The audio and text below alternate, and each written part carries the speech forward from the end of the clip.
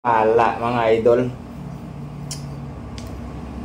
Yung update sa yung bang sabi 4 na araw na ganyan ba? Ayaw, di ba? Hindi nabunot, na namatay.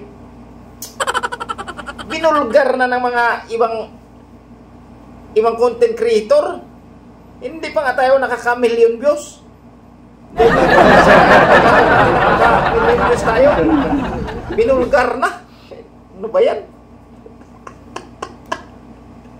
So ayun nga guys, no?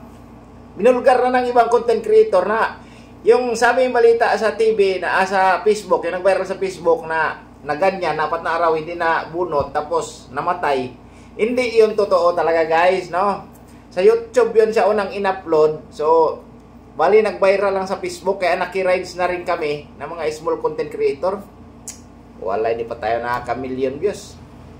Na burn out na, wala na. Bali yun guys, content lang talaga yon, yun ang totoo, content lang yon. Kaya lang nag-viral dito sa Facebook na parang totoo. Kaya sino-sino mga content creator nag-edit para lang makiride sa video na yon na nag-viral. Grabe, akala mo kasi talaga guys totoo, di ba? Kayo marami kayo diyan, di ba?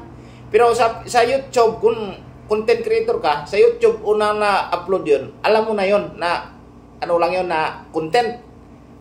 So, wala talaga. Hindi tayo nakarami-rami doon ng views na burn out na. So, pasensya na kayo guys ha. Ang totoo yun guys is content lang talaga yun. Sorry kung nauto kayo o kung ano kayo lahat dyan na paniwala ha.